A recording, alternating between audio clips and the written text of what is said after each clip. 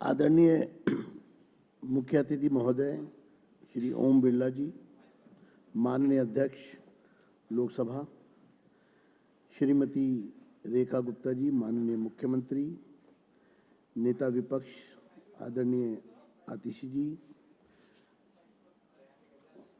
Deputy speaker Shri Mohan Singh Bisht जी, secretary general Lok Sabha Utpal Kumar Singh ji, मुख्य सचिव धर्मेंद्र जी, सचिव विधानसभा रंजीत सिंह जी और हमारे विशेष आग्रह पर यहाँ पर उपस्थित केंद्रीय मंत्री श्री हर्ष मल्होत्रा जी, यहाँ पर उपस्थित सांसद योगेंद्र जी, कमलजीत सहरावत जी, बांसुरी स्वराज जी, स्वाति मालीवाल जी, श्री एनडी गुप्ता जी, यहाँ पर उपस्थित मंत्रीगण, दिल्ली सरकार,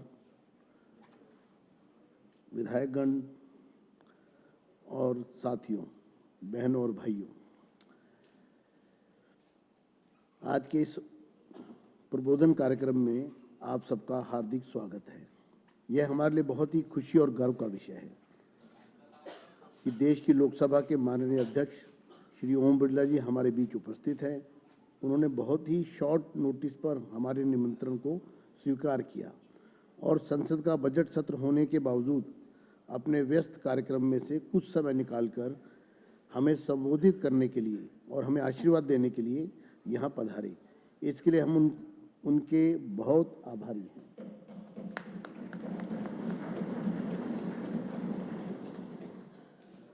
यहाँ पर मुख्यमंत्री जी भी उपस्थित हैं, नेता विपक्ष भी उपस्थित हैं। हम उनके भी हृदय की गहराइयों से मैं स्वागत करता हूँ।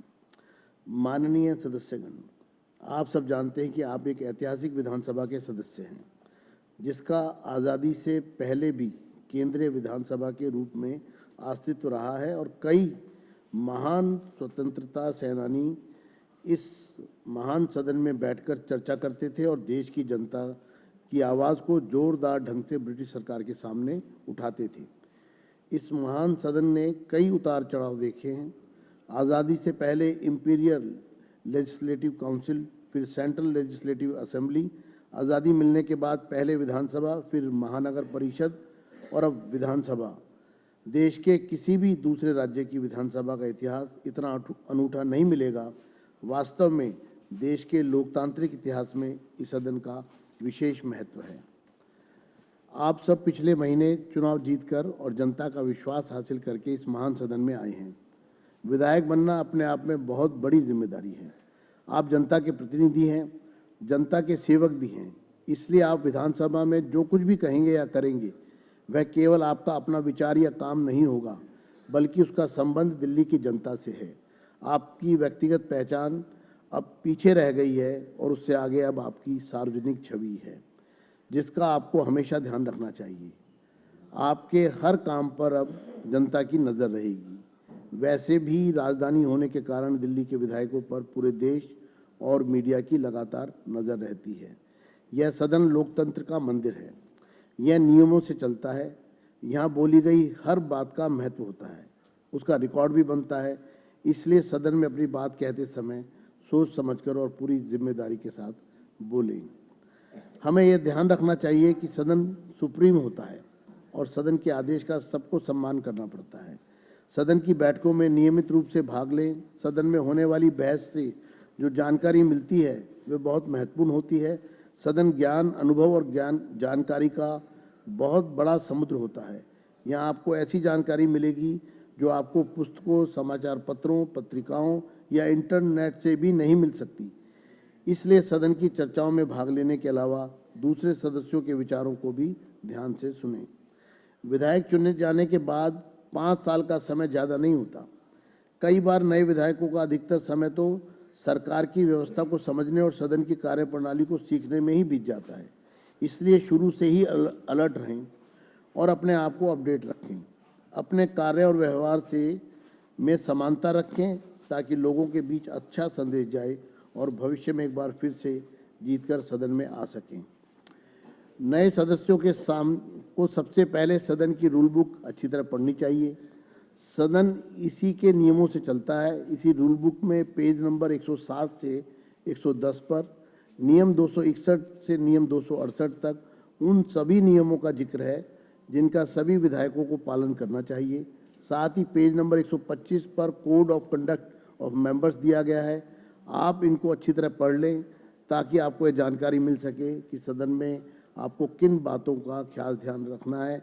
किसी भी नियम का उल्लंघन करने पर नियमानुसार कार्रवाई करने का भी प्रावधान है। आप सदन की कार्रवाई के दौरान इन नियमों का पालन करें और कार्रवाई को संचालन में सहयोग दें। आप हमेशा ध्यान रखें कि सदन में बोलने से पहले अध्यक्ष की परमिशन जरूरी लेनी चाहिए। आज तो लोकसभा स्पीकर भी यहाँ हैं, तो अभी चर्चा हो रही थी उनसे स्पीकर ऑफिस में, तो उन्होंने भी अपने कई संस्मरण जो है हम सबको बताया। प्रवेश वर्मा जी वहाँ उपस्थित थे और रविंद्र जी भी वहाँ उपस्थित थे। तो मुझे लगता है कि क्योंकि ये कोई भी मामला सदन में उठाने के लिए उसका एज पर रूल नोटिस देना चाहिए। सदन में भाषण देते समय आप अपनी बात को शालीनता से कहें। याद रखें कि केवल उनकी बात ही ध्यान से सुनी जाती है जो अपना भाषण आराम से और फैक्ट्स के साथ देते हैं। यदि आपको शब्दों में वजन है तो संख्या बल की आवश्यकता नहीं होती। पिछली सरकार के दौरान विपक्ष में रहते हुए ये मेरा व्यक्तिगत अनुभव रहा है।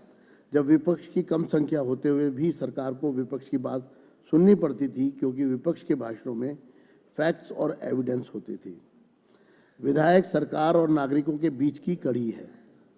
एक तरफ जहां विधायकों का कार्य सरकार की नीतियों और योजनाओं की जानकारी जनता को देने का होता है, वहीं दूसरी तरफ जनता की समस्याओं को सरकार तक भी पहुंचाना होता है और यह भी देखना होता है कि क्या सरकार की नीतियों और योजनाओं को सही तरह से लागू किया जा रहा है या नहीं। सरकार का ध्यान आकर्षित करने के लिए और जनता की बात को सरकार तक पहुंचाने के लिए विधानसभा की बैठकों में भाग लेना बहुत जरूरी है। इसलिए सदन की कार्यवाही में बढ़ चढ़कर भाग लें। इस बार मैं लोकसभा अध्यक्ष जी को बताना चाहता हूं, जो हमारा ओपनिंग सेशन था ओथ जिसमें हुई, उसमें 126 सदस्यों ने विभिन्न अवसरों पर चर्चा में भाग लिया। सदन की कार्यवाही में भाग लेने के लिए सदस्यों के पास कई तरह के ऑप्शन मौजूद हैं। क्वेश्चंस रूल 29 से 33, special mention rule 280, calling attention rule 54, short duration discussion rule 55, resolution rule 89, motion rule 107 आदि के तहत नोटिस देकर जनहित के मामले उठा सकते हैं। इसके अलावा धन्यवाद प्रस्ताव पर चर्चा, बजट पर चर्चा, विधेयक पर चर्चा के दौरान भी सदस्य अपनी बात सदन में खुलकर रख सकते हैं। विधानसभा के सेशन सीमित होते हैं लेकिन कामकाज की अधिकता होती है।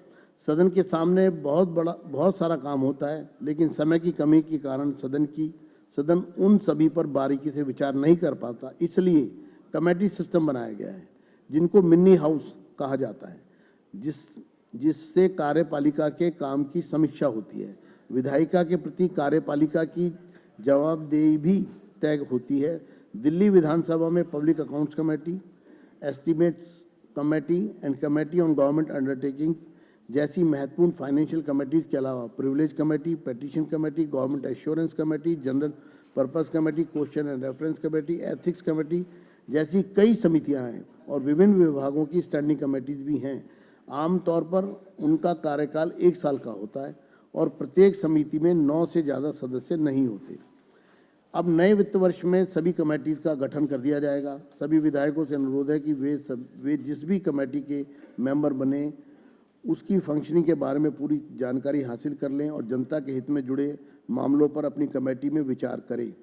सभी कमेटीज को सदन के समान अधिकार प्राप्त होते हैं। विधानसभा जो बजट पास करती है उसे सही तरीके से खर्च किया गया है या नहीं और विभिन्न सरकारी योजनाओं और नीतियों के निर्धारण उद्देश्यों को प्राप्त किया गया है या नहीं, जनता के हित में कार्य किए गए हैं या नहीं, इन सब की समीक्षा कमेटीज में की जा सकती है।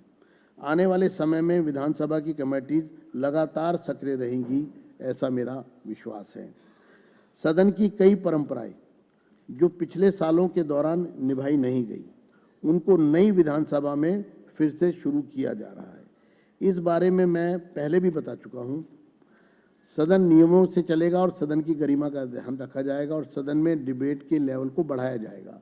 नियमों और परंपराओं का पालन किया जाएगा। आने वाले बजट सेशन में question hour, private member resolution जैसे महत्वपूर्ण पहलुओं को स्थान दिया जा रहा है। माननीय सदस्य यह भी ध्यान रखें कि वे सदन के समय का ज़्यादा से ज़्यादा सदुपयोग करें। चर्चा के असली ताकि दूसरे सदस्यों को भी बोलने का मौका मिल सके। संसदीय कार्य के नियम, प्रक्रियाएं और परंपराएं होती हैं जिनके आधार पर इस सदन का संचालन होता है। विधायकों को इनके बारे में जानकारी देने के लिए ही इस ओरिएंटेशन प्रोग्राम का आयोजन, प्रबोधन कार्यक्रम का आयोजन किया गया है। सभी विधायक इस प्रबोधन कार्यक्रम का पूरा लाभ उठाएं, ज़्यादा से ज़्यादा जानकारी प्राप्त करें, अपनी शंकाओं का समाधान करें। इस ओरिएंटेशन प्रोग्राम के आयोजन में सहयोग देने के लिए मैं लोकसभा सचिवालय और प्राइड के सहयोग के लिए आभार व्यक्त करता हूं। सभी विधायकों को मैं ये शुभकामनाएं देता हूं कि आपका कार्यकाल सफल रहे और आप जनता की सेवा करते रहें और दिल्ली तथा देश की प्रगति में अपना योगदान देते रहें। आप जनता की सेवा का संकल्प लेकर पूरे सामर्थ्य से काम करें और समय का सदुपयोग करते हुए सदन में सद्भावना को बनाए रखें ताकि सच्चे अर्थों में लोकतांत्रिक मूल्यों का पालन कर सकें। मुझे आज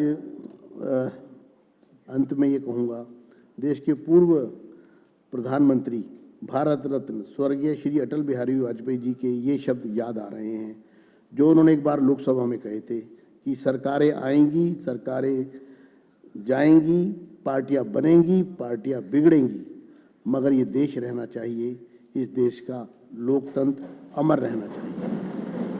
बहुत बहुत धन्यवाद और आभार।